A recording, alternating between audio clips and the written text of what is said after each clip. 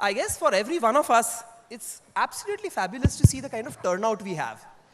You all are here, the e-commerce session, right? Or are you here 1 hour early for the band that's going to follow? Okay, so my name is Ajit Khurana. In 1992, at the University of Texas at Austin, I used to teach stuff like electronic fund transfer and data transfer and blah, blah, blah, because at that point, the term e-commerce had not yet been coined. Okay, today, however, not just has the term been coined, we actually have a very robust e-commerce industry, and leading that robust e-commerce industry are certain gurus, certain kings of e-commerce who actually, if you see the board behind them, have truly turned out to be larger than life. Now, let's first, for the benefit of me as well as the panelists, try to figure out what we are really doing here. So how many of you are here because you would like to set up an e-commerce business? Please, let me see your hands, please. Okay, so my estimate is this is something like 25% of the audience. How many of you are here because you already are running an e-commerce business and want to get ideas? Okay, so that's like 5% of the audience. How many of you have no idea why you're here? Okay, but you're confident enough to raise your hand to that question. And I'm confident that I do not know what I'm confident about. Very nice. So, I'm not going to spend too much time introducing the participants because, frankly, that would be like telling you who Shah Rukh Khan is. It's like a waste of time. But everybody knows who Shah Rukh Khan is. Likewise, everybody knows what Flipkart, Myntra, and Snapdeal are, right? How many of you have shopped at least once on one of these sites? I'll ask the reverse question. How many of you have not shopped at least once on one of these sites? Yeah, these people can leave the room. I mean, come on. What else can I say? Okay, so we all have audience still streaming in. Strangely enough, there are empty seats in between, so you don't have to necessarily stand at the end. If you move forward, you'll find some seats around. If you have seats, you can probably help people grab a seat because we would like to get this show started right now. So we have Sachin Bansal from Flipkart, Mukesh Bansal from Myntra, and Rohit Bansal from Snapdeal. What is the one common thing? How many of you have the last name Bansal?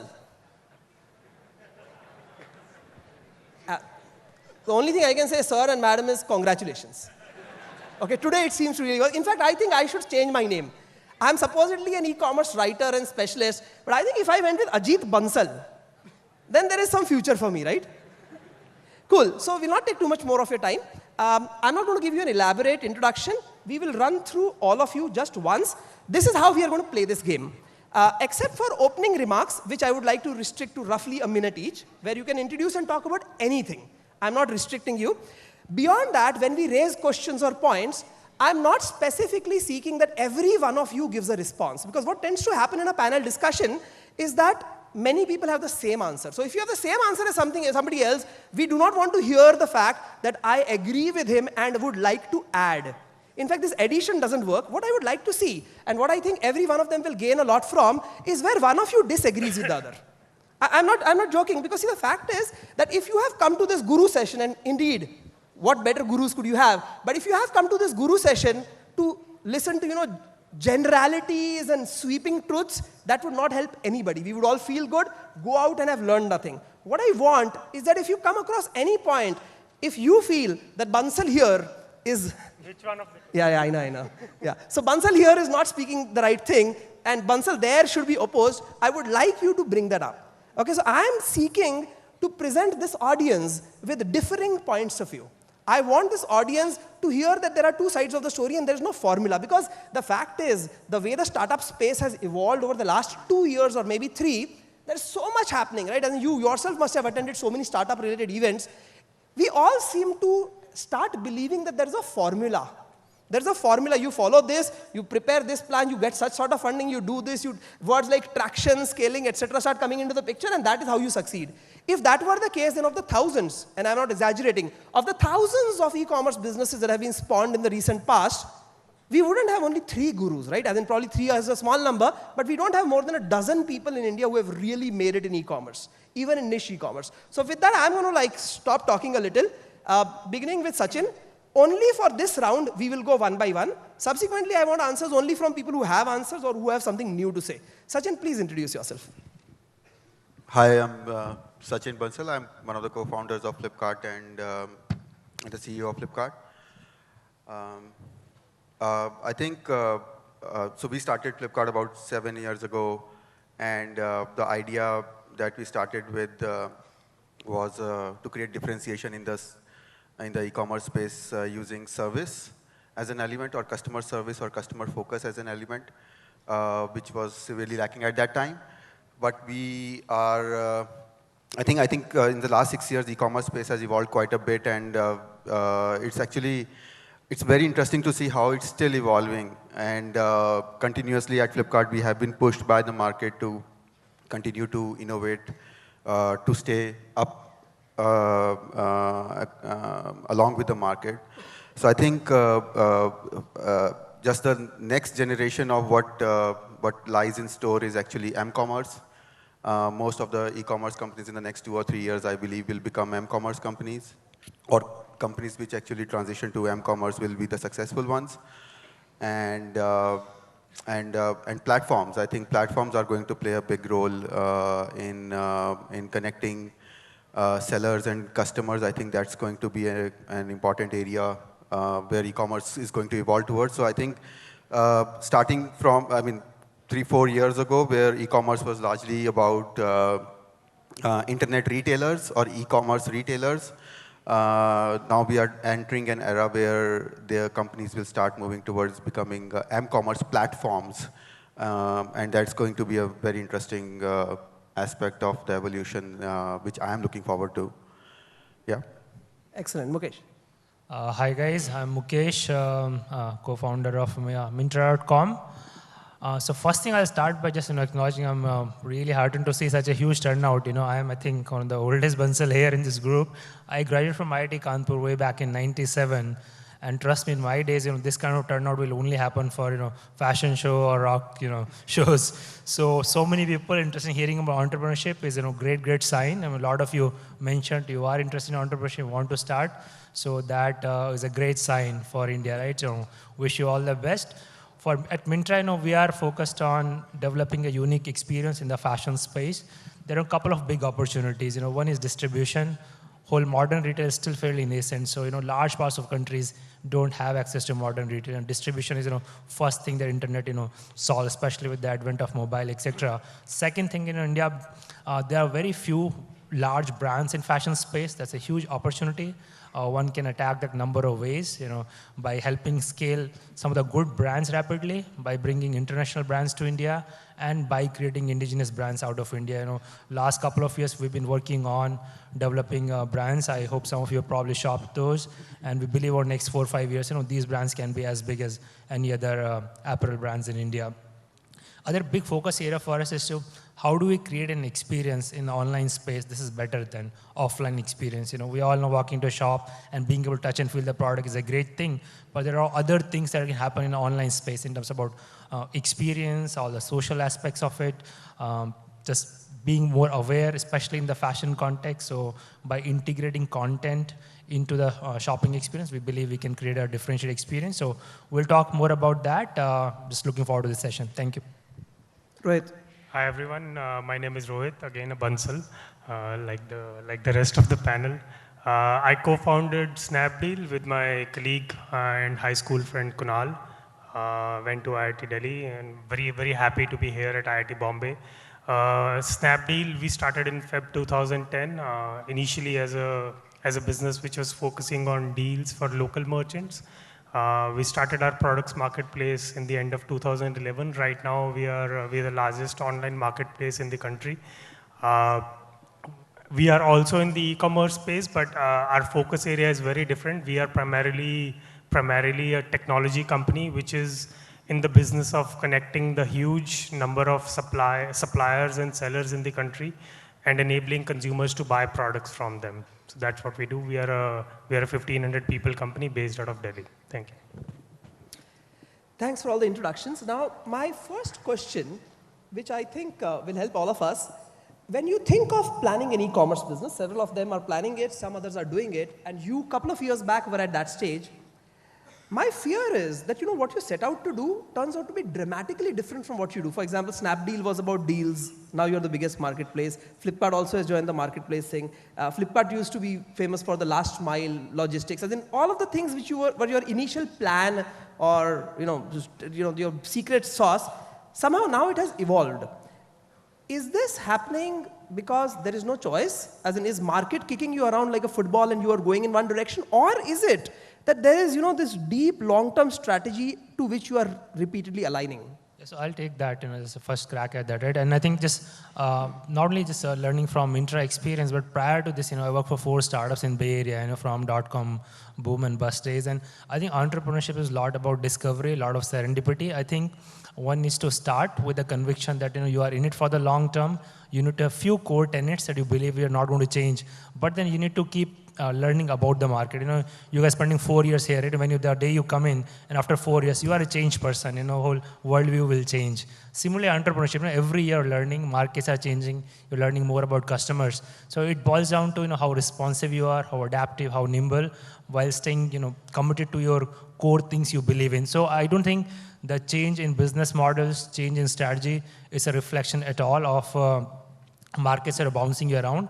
I think most companies over 5 to 10 year journey go through 2 or 3 times of reinvention. It could be how they approach the business, the markets, products, pricing, etc. And I think it's a key expertise, I would say, any successful startup needs to have. So, actually, I have a story to tell on this. Even before we started, I don't know how many of you know, but we started our company actually in the end of 2007, not in Feb 2010. And the first business, I think we had worked for a year before we started, both myself and Kunal. The first business we started was a business called Money Saver, where what we did was we aggregated a lot of coupons from many retailers in a country, printed them into a book of tearable coupons and sold them to customers. And we had this, like Ajit was mentioning, we had this big notion in our heads that you need to have a very well-defined strategy, the greatest product in the first go itself to launch. So we took a full 11 months to launch our first product. We wanted to make sure we've crossed every T, dotted every I. We had the best possible deals that anyone could ever imagine to make sure that the product is the most fantastic product. And I think we got there as well, at least in our brains, that we had 1+1 on Domino's. We had a flat 35% on Adidas. We had I think flat 25% on Levi's, anything that you buy, etc., etc. So it was a nice thick book. You paid 200 rupees for it, and even if you use one coupon of the 200 we had, you will get double your money's worth. So we did all of these things, did that for about 11 months. And the day of the big launch came, we wanted to make sure, because this was such a valuable product that we had created, so we thought, we wanted to make sure we don't run out of inventory of these books. So we made sure we printed at least 50,000 from our printer and gave an order for more as well. So everything is done. We put up a stall, I think in 4 BPO companies when we were launching the product, to make sure we are able to generate a lot of awareness. And I think amongst these 4 BPOs, we would have met about, if not more, 20,000 people in the first 3 days of launch to publicize our product. Can anyone take a guess of how many products we sold? There is a Cadbury's Dairy Milk for the correct guess, so please go ahead. Yes? I hear 5,000. 500. We sold 3. Sometimes I wonder how stupid we were, but anyways. But I think that was a moment of realization for us that, we hate at our company what we call as curtain raiser events. That, you plan 2 years and, build the perfect strategy and then launch something that is bound to succeed. I don't think there's such a thing exists. You can plan all you want, but you will get real feedback only when you're out there in the market and you're talking to customers. And once you're talking to customers, they will tell you so many things about your own product. I don't think even a decade of research can tell you that.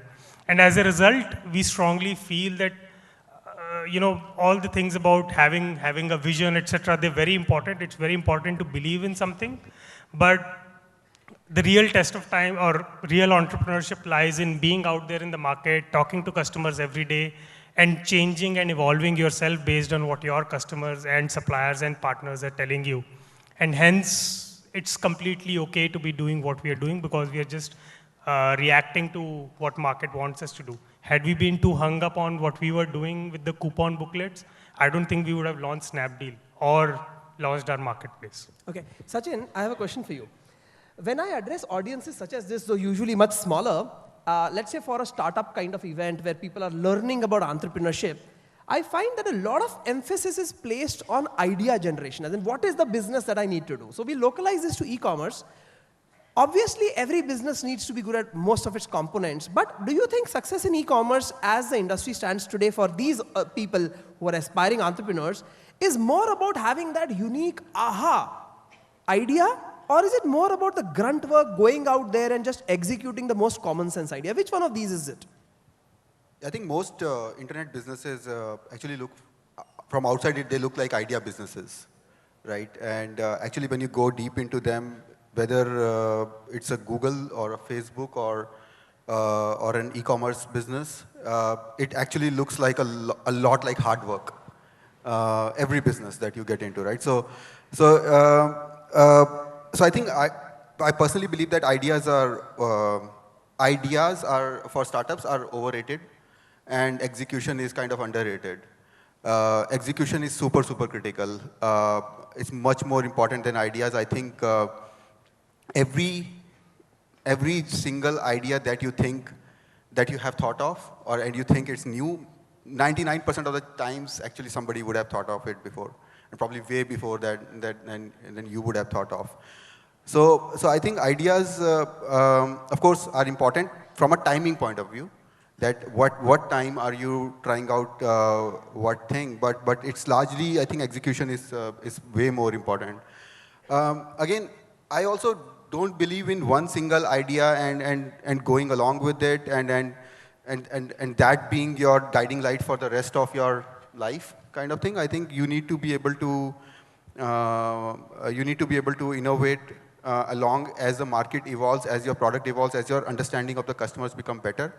I think it's not about one idea, it's probably about a series of ideas in over time. For example, just to give an example, when Google started, they had no idea about how they will monetize the product, right? They knew how to do a better search than Yahoo at that time. That's what they knew, and they had no idea about the rest of the stuff. And so that's what they figured out over time. And if they would have not figured it out, they would not have been here. But yes, they figured it out, right? So it's about having a series of those continuously. Again, a lot of companies stop innovating, thinking that they've become too big, and then what happens to them is actually, you can see with a lot of companies like Nokia or where you need to be able to actually keep understanding your customers again and again. I think it's more about understanding the market, understanding the customers on the ongoing basis, and executing very good, very well. So I think that's more important for me. Okay. So I had earlier, a few minutes ago, asked you how many of you have an e-commerce business or would like to set up one. I'll just broaden the question a little to move to the entrepreneurship space. How many of you are or aspire to be entrepreneurs? Excellent. So that's like definitely more than half the audience, probably like 3/4 of the audience. Whenever I go online and want to read about entrepreneurship, or when I attend some sessions, I find that our entrepreneurship seems to be very clouded or overshadowed by what's happening in the US or in one specific valley in the US. So, in fact, a lot of the terminology, a lot of the way we operate comes from there, but while, the truth is there are definitely differences. As in, we are not divorced to what's happening in the West, but there are differences. So, I have a question which has two parts. One is, had you set up Flipkart, Myntra or Snapdeal in the US, has you been a US company, how would things have been different? And the second side of the same coin is that what does this audience need to appreciate about Indian realities, which will help them with a more realistic approach towards their startup in general? So let me answer that. I'll contrast my 10 years in Bay Area, versus my experience with Myntra here. So there are few very stark differences, and while you talk about difference, I think differences are also disappearing very quickly, right? So, so Valley has 30, 40-year history of entrepreneurship. The entire ecosystem from venture capitalists to entrepreneurs to life cycles, exits, lawyers, bankers is very mature. In India, we don't know who are good VCs and who are good entrepreneurs, who are the good lawyers, and all of them is being built simultaneously. So very little precedent of how to last 4, 5, 6 years. I think for all of us been a journey of discovery. I think hiring, it's got way better over the last 2, 3 years, but early days it was very difficult. I think in late 2000s, people rather work for large multinationals than for early stage companies. I think it's changing a lot. I mean, just very heartening to see 3/4 the audience saying you want to be entrepreneur. So that's while in Silicon Valley is it's been so hot for the last 15, 20 years, people all over the country quit their job and moved to Silicon Valley. I did that in 99, quit my job, moved there and without a job and just bounced around for 3, 4 months and before finding a startup to work for. I think it's probably starting to happen in India, but it's happening slowly. The acceptance of failure is a very big thing, right? And entrepreneurship about basically mostly failures.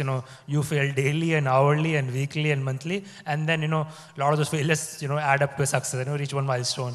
Again, a lot of failures and rejections. All of three of us can tell you countless stories about rejections by VCs and customers not liking product or changing business and all whatnot, right? So I think India, I think we've been a safe society, and acceptance of failure is only slowly increasing. I think still a lot of discomfort about ambiguity, So, but I think I see that's changing now. I think people are starting to be okay with the, failing in one startup, trying another, or going back to a job, getting some more experience, and coming back. So I think that's probably, another big difference.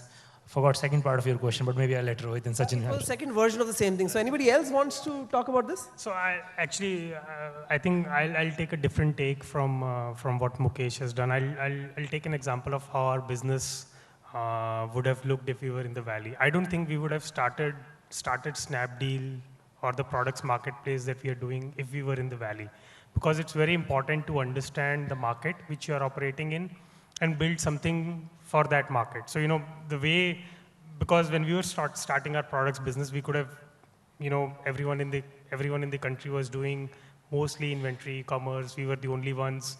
We told our investors we want to do a marketplace, and we talked to a few people. People were saying that you're crazy, because no one is doing that. But what we saw in India was very unique, which is not the case in the Valley, is the fact that organized offline retail in India is very, very, very underpenetrated. If you go to, if you travel to the US or the Valley, one of the most suburban stores will carry 10 times the assortment of the most urban store in India. And there are practically no stores. Organized offline retail is 6 to 7% of total retail in India, whereas in most mature markets, e-commerce is anywhere from 7 to 13% of total retail. So what had happened in India is very, very unique actually very similar to China also, is that there was a lot of talk in the late 2000s about offline retail taking off and everyone opening 10,000 stores, 15,000 stores, etc., etc., etc. The moment that boom started happening, real estate prices went through the roof. And because of that huge increase in real estate prices, offline retail could never grow to the planned limit. What it did was it created a situation in the country where there were all these large number of consumers who had money to buy things and aspirations to buy things, no place to buy them. And on the other side, it created a lot of suppliers and distributors who wanted to get national reach for their products, but had no way to do that, because the way right now, even today, they have to do that is go and sort of go to city by city, tie up with the dealers and distributors there and distribute their products.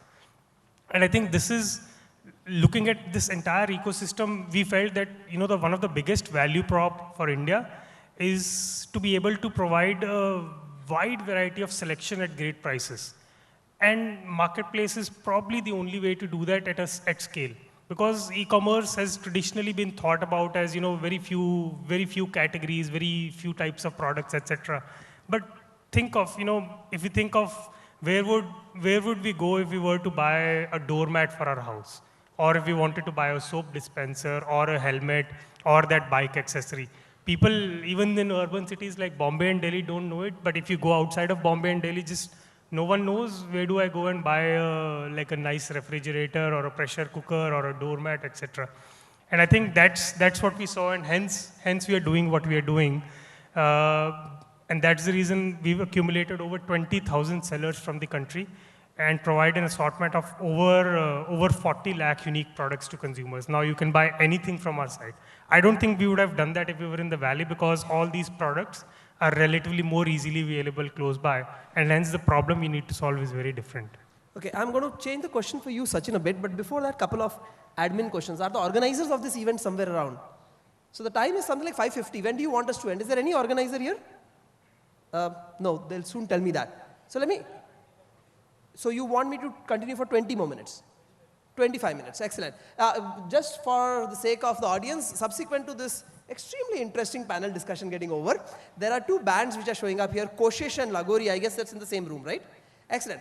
Now, first, how many of you have had the opportunity one way or another to approach investors? This could either be to, display your business plan, seek funding, etc. How many of you have had a brush with investors?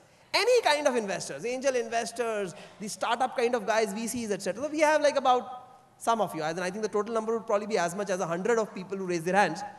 Now this, I think at least Mukesh used the word investors. I coincidentally am an angel investor, and there's this publication, online publication called VC Circle. So it comes up with its annual rating of angel investors, and I'm in the top 15 angel investors of India. That just shows you the poor methodology that was used, as in nothing more than that. And what's very interesting is, because my first name begins with A, within these top 15, they alphabetically arranged it. So a lot of people who think I'm like the number one, which is like the biggest amusement to me. But, very simple question. What is wrong with investors? Don't you agree? I think that's the valid question. And I know that you are dying to answer and talk about blah, blah, but I'm going to elaborate the question. Can you answer that first?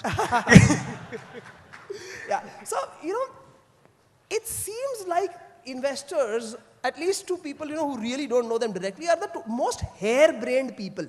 As in, supposedly they have like the best qualifications, but they follow the herd more than absolutely anybody else. That's what it always seems like, right? Furthermore, they really never understand your business. Over 100 people here have talked to investors, so you know what I'm talking about, right? Dealing with investors, I think, is an extremely painful exercise, not because they necessarily cause the pain deliberately, but it ends up being that, right? As in, it's like almost as if you have to go and give them a little performance and a little show and a little dance, and sometimes they buy it. So please share your experiences with investors, and within your experiences, I'm a little more keen to hear about the negative experiences. Anybody? Well, I'll let Sachin answer. No, yeah, I think actually when we started the company in 2007, we actually jumped into it while thinking that, yeah, investors will welcome with open arms because we are from IIT and we have left this sexy job and we will, and we have this so awesome idea which will transform the way we shop, and like, this is the next big thing. And after like 3 meetings, I was like, this is the worst idea ever probably, kind of thing, right? So that's definitely, I mean, this is a cycle that every entrepreneur has gone through, especially with Indian investors, I would say. See, there's a big difference, connecting back to your previous question, right? There's a big difference between the Valley and India. In the Valley, in India especially, what is happening is that investors are looking for ways, when they're talking to entrepreneurs, they're looking for ways to reject the deal. While in the Valley, the investors are looking for ways to actually accept the deal. What are the criteria on which actually I can make an investment decision to actually... So you're saying in the Valley, the match between an investor and an entrepreneur is like love marriage, while in India it is arranged marriage. You have to look at so many and just keep rejecting, and maybe you'll be left with one. Yeah, and there's a key reason to that, right? I mean, the biggest reason is that in the Valley, there have been so many huge companies that have come up and investors have failed so many times. In India, actually entrepreneurs have failed so many times while living up to investors' expectations. But in the Valley, if you are a Sequoia or an Axel Partners or any VC fund in the valley, you would have missed a Facebook, you would have missed a Google, you would have missed a Yahoo, you would have missed Intel, you would have missed a huge number of companies. And that always is in the back of the mind of the investors, that I don't want to miss that next Facebook again, right? That's a very key thing when it comes to the Valley investors, right? They are super competitive. That I don't want to miss the next Snapchat. I don't want to miss the next Instagram or YouTube, right? So that's a very key thing. I think, but a sense of that is happening in India slowly. I see that transformed over the last 6-7 years since I have been interacting with investors. Entrepreneurs today have more choices. Investors have lesser choices. Investors are more hungry for good deals. I'm seeing that some bit of that, but I think for the balance to tilt to that level in India, I think it will take some more time. And till that time, I think you will have to bear with it, probably. Mukesh, I want to let you come in a bit. Let me just give you an anecdote I have from purely the investor's point of view. So we have this group of angel investors called Mumbai Angels, and we had called a professor called John Mullins from London Business School to come and talk about investing. So he asked us all a question, the answer to which he thought was obvious. So the question was, as angel investors, which type of error would you be more happy making? Namely, make an investment that doesn't work out, or miss an investment that was going to work out. As in, which bothers you more and which are you more interested in? He thought that obviously you wouldn't mind continuing to make investments which fail, but you don't want to miss that next Google. And the interesting thing is that almost everybody in the room raised their hand for the opposite. That means they said, we don't have a problem missing Google and Facebook, but the ones I invest in, they better not fail. So that was exactly. I think they're optimizing for failures. I mean, that's not the right way to look at it. And I think that kind of sense is coming into investors. They don't want to miss the next Myntra or a Flipkart or a InMobi or a Snapdeal. Yeah, so I think those are Snapdeal.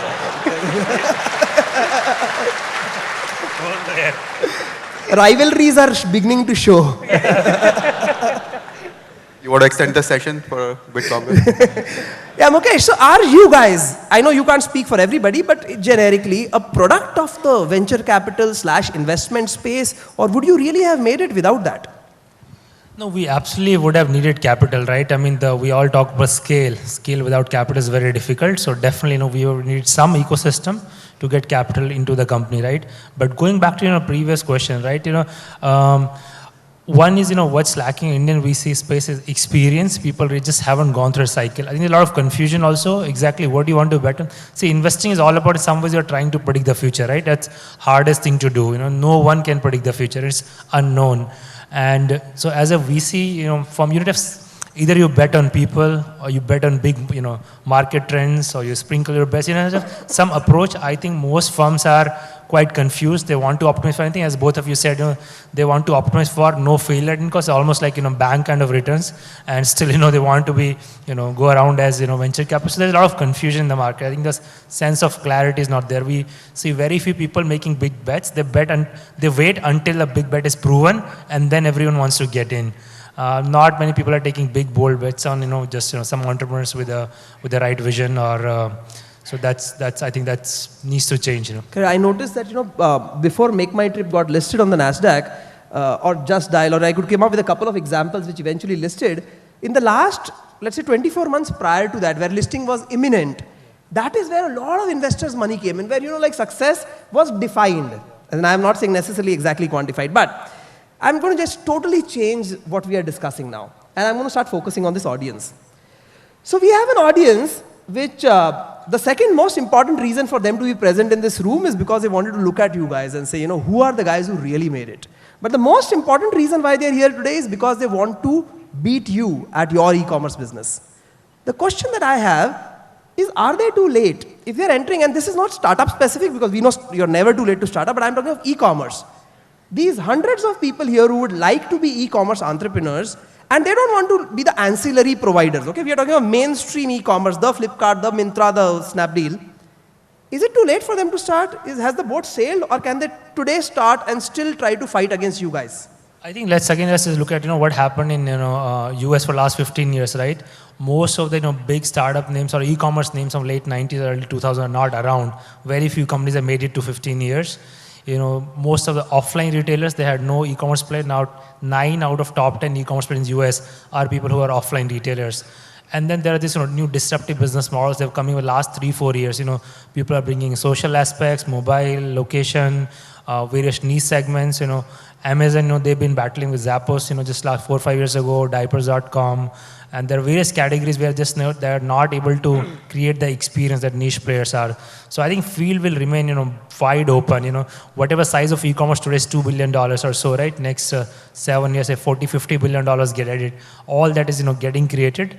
And the speed is not an issue. Internet, most of infrastructure issues, payments, logistics will get a lot better. So they may almost be available to many of you guys as commodity in next few years.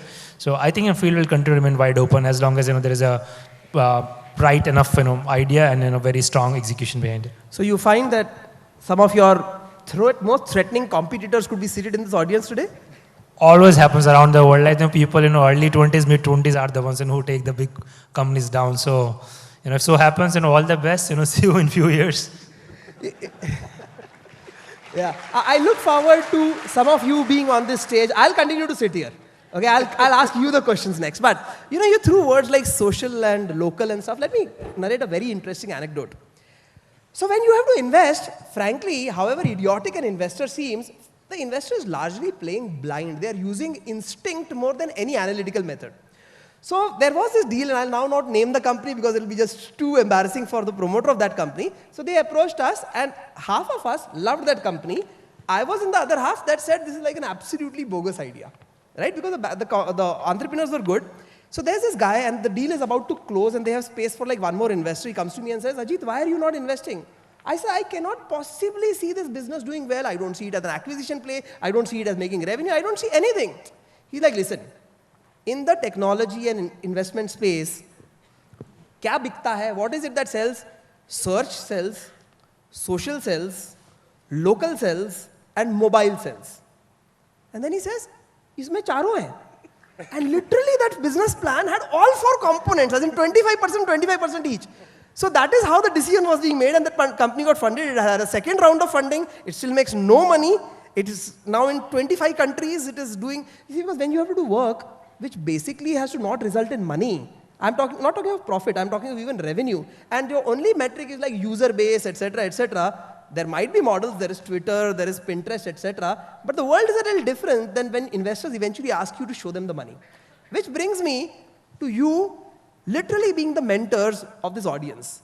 Okay, now, I want you to tell them, in the e-commerce space or around it, in the environment around e-commerce, what is a problem you want them to solve? And everyone is only allowed to give one answer. The most important thing that, you guys, payment is an issue, not easy to solve, but blah, blah, blah, blah, blah. Go solve payments. That will bring the next wave of e-commerce, etc. So I want all 3 of you to tell them the business idea of e-commerce or around it, which will cause the next big, which will get them here 2 years from now.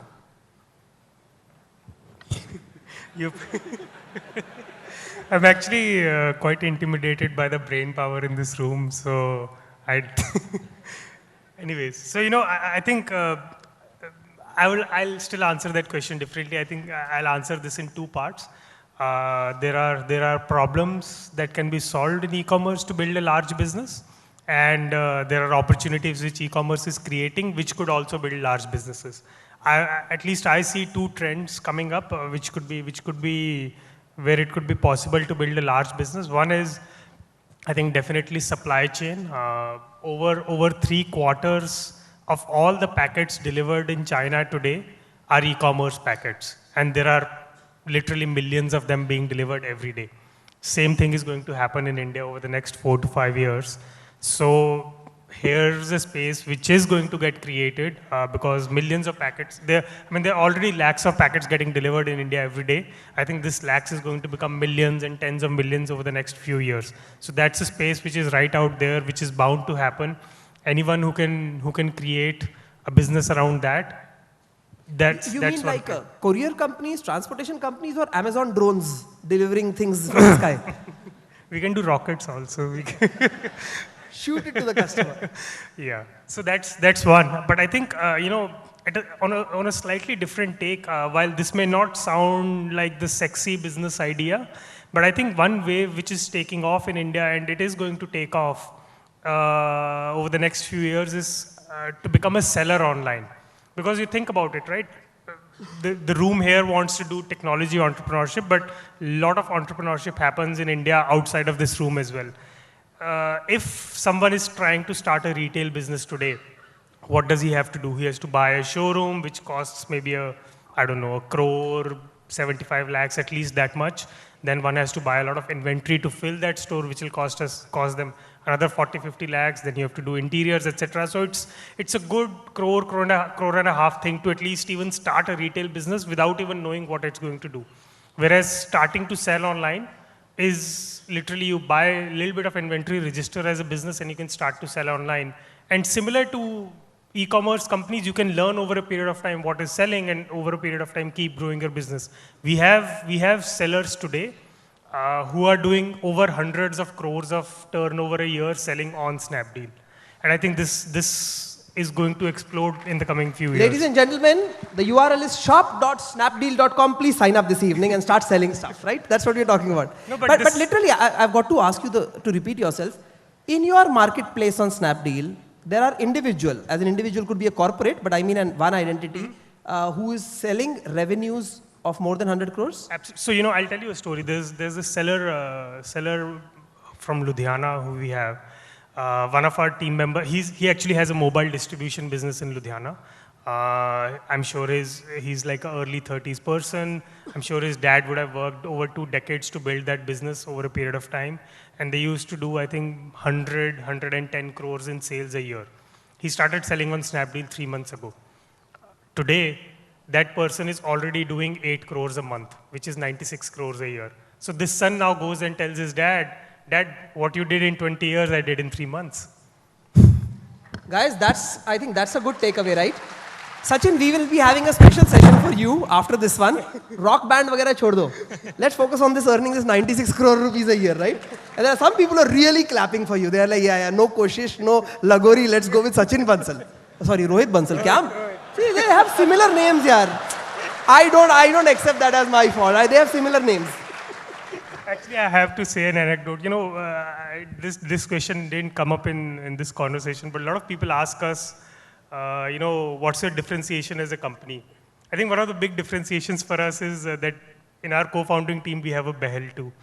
So क्या बात है? Another difference could be that whether you make money or not, other people are coming on Snapdeal and making money. No, that was below the belt. So we'll just ignore that last comment of mine, right? Okay, so between the two of you, any suggestions of what they should do? Yeah, I think definitely. I think if you want to it depends on what kind of a business you want to build, right? Is it something? I mean, is your dream to actually disrupt a space using technology or using something else and create a whole lot of value for yourself and for shareholders? I think for your investors, I think that's it's a different kind of thought process as compared to what Rohit was mentioning, which is you want to create a sustainable, profitable business, which is pretty large as well, can run into hundreds of crores. And that's a different kind of business. It's not really a VC fundable business. It's not really a disruption of a space, right? Kind of a business, which is which tech businesses tend to do, right? So I think I would probably start with a low capex business and high dependence on technology. That would be my take on that. Again, can it be done without technology? I think very few industries in the world are not being disrupted by technology. I mean, there are companies like oil companies or steel companies which are not being disrupted by the computer technology. I would say everything is up for disruption, including taxi, right? If you look at taxi for sure or Ola cabs, they're using actually technology to disrupt the taxi space, or Uber in the US, or even cars, which traditionally was not really, and Tesla is actually disrupting that in the US. So I think I would if I'm a very young entrepreneur without a lot of visibility on funds, I would want to start with the technology-focused space, and I would look at the space around me and see what can I disrupt using technology and low capex. Okay, just to explain for the audience, I think capex is when you invest in fixed infrastructure like warehouses and vehicles and stuff like that, and OPEX is when you have to run largely your business on month-to-month expenses of rentals and people's salary and things like that. So I think this is I would rather choose an OPEX technology-led business. Okay. Yeah, a couple of things, right? One is, I started my career with a price comparison company, way back in 2000. So, in e-commerce space, there are big companies, but there are a bunch of smaller companies and more. Some of you guys will start. There's really no credible price comparison engine, right? So I think that opportunity is open. So that's one area one can look at. Second, if there are only about 1% of India's population shopped online once, roughly 99% of people have not shopped. A number of things are keeping away. It's about experience. It's about trust.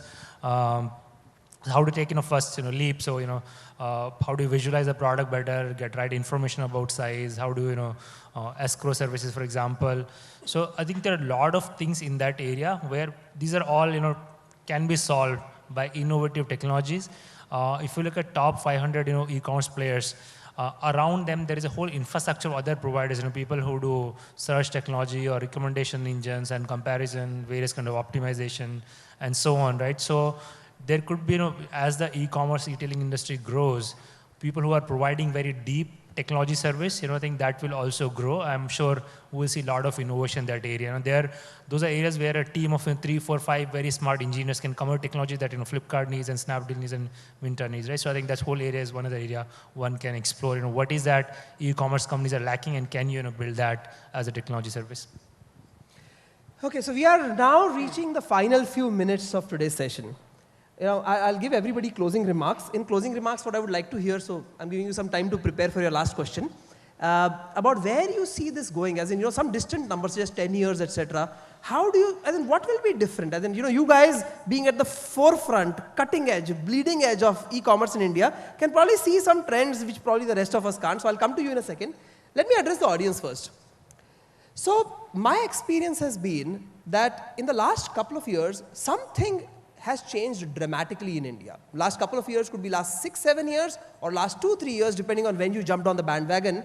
But people like you, people like me, and the 3 people I have on stage actually have the possibility of not just setting up their own business, because that was happening like even 1,000 years ago, but to set up a business which scales very rapidly within their lifetime. And then forget lifetime, these guys have been doing it only for a few years, and make something really big. You didn't have to be like, the 4th generation Tata or Birla or something to have a really big business.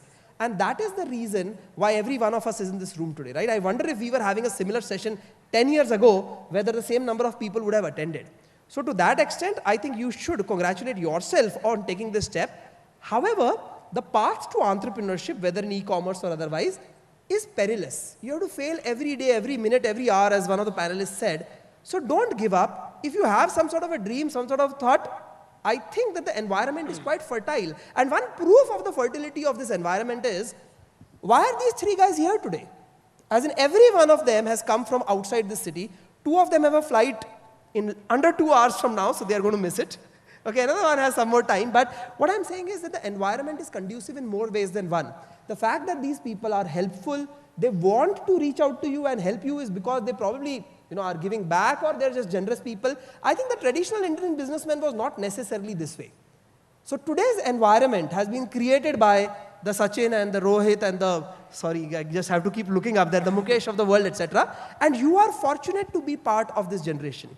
In fact, they are also part of a privileged generation, but you, because you are like a decade behind them or something like that, you are in a better position. So I think that when you leave this room, don't just focus on the specific answers or questions you heard here today. See them in the light of how they relate to you. And I think as far as e-commerce is concerned, we are in the beginning trickle of what is going to be a tsunami, right? Of course, these 3 heroes have turned out to be the heroes of the trickle, and we wish them the very best for them to ride the tsunami out also. But you too have that opportunity. right? With that, I'm going to just like give all of them like a 1 minute closing remark, and then we will thank the audience for being such a patient audience in any order of your choice. Yeah, I think, as I think has been discussed in parts in this conversation, internet is internet is a wave which is actually coming and is going to transform everything around you. And it's going to transform, it's going to disrupt almost everything, and I think it's up to imagination of entrepreneurs in this generation and next. I think we're on what is the limit of that, right? Can you go ahead and disrupt how farming is done? Can you go ahead and disrupt how B2B is done in India, or how can you go ahead and disrupt how how manufacturing is looked at, right, or how sales happen around that? So I think again in 10 years time, I would say that a lot of things are going to change and for the better. Internet is, as when we have internet-enabled devices in everybody's hand in the next 10 years, and that will definitely happen. It's going to change everything, and I think there are going to be a lot more opportunities that are going to come up because of that in the space. Excellent. Yeah, I'll start by just echoing, what Ajit said. I think you guys are incredibly lucky. If you think about the pace of, change, it's just accelerating, right? 10 years ago, there was no Facebook in the world, right? Period. iPhone, 7, 8 years ago, iPad 5 years ago, and they are just household things now. E-commerce and Snapdeal, 2010. We got into fashion 2011, right? It's the pace at which technology is accelerating is mind-boggling. I think it's almost impossible to predict what will happen 10 years from now or even 5 years from now. What will definitely happen is, a lot of disruption will happen, a lot of industries will get reinvented, and I think, using technology, all of you guys, will have that opportunity. A lot of cutting-edge technology. Now a mobile phone, right, is more powerful than a supercomputer of, 10 years ago. Not only it's more powerful than a supercomputer 10 years ago, it has access to all the world information in your hand right now. You can, Google it, Wikipedia and so on, right?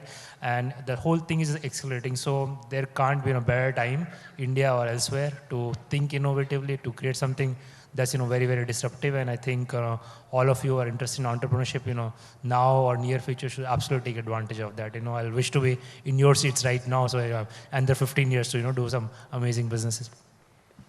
I'll actually answer both the questions. I'll first answer how e-commerce is going to look like in 10 years. I think I'll not repeat what Sachin's already said. I agree to that I think a large chunk of e-commerce is going to happen over the mobile, given that it's becoming a primary device for consumption. I think e-commerce is going to be a part of our daily lives in the country. And I think e-commerce is also going to have a very deep sociological impact on us in terms of our behavior. As an example, as kids, we remember whenever we used to ask our parents for, that I want this XYZ toy, our parents would say, I'm too tired, we'll go to the market someday, or I didn't find it, etc. These days, I have my 8-year-old nephew send me links that, Mamaji, please, can you buy me this? So I think that, such are the kind of sociological impacts that e-commerce will also have over the next 10 years. I think time will tell what will happen. About entrepreneurship, I think the way I think about it is actually, I don't know how many of you are going to IIT Bombay, but I think entrepreneurship, the way I think about it is it's much easier than clearing a JEE exam or any other entrance test, because the big difference is you have only 1 or 2 attempts in JEE. In entrepreneurship, you can keep trying, keep failing. If you try hard enough, something's going to work. So start today and start failing today. So I was right when I said entrepreneurship is like love marriage. You can keep trying and come again and again and again, right? Someone's going to say yes. Yeah. Okay, guys, you guys have been an excellent audience. I think that we have learned a lot today, right? How many of you think that you learned something in this room? Please say yes. And now see, I'm not asking the reverse question. Yeah, how many of you are confident you didn't, right? Yeah, because, but all jokes apart, I think that it was a good panel discussion. If there obviously is all sorts of points that are brought up, but if you were to focus on the few nuggets which can help you as entrepreneurs in the e-commerce space, I think this last 1 hour would have been exceedingly helpful. I think that before we end and close this curtain, it's almost like a stage performance, right? I'm going to just repeat an administrative announcement I was told to make, that Koshish and Lagori are going to be performing in this room. And with that, I think we will end by giving you a very big hand for this fabulous audience behavior. I would like to invite Professor Khusre, the faculty in charge of Entrepreneurship Cell, IIT Bombay, to felicitate the 4 panelists over here. Professor Khusre.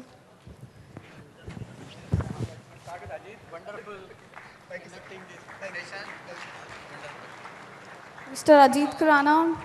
And then all 3 of you, I think you made this event, and I'm sure people will come again and get inspired.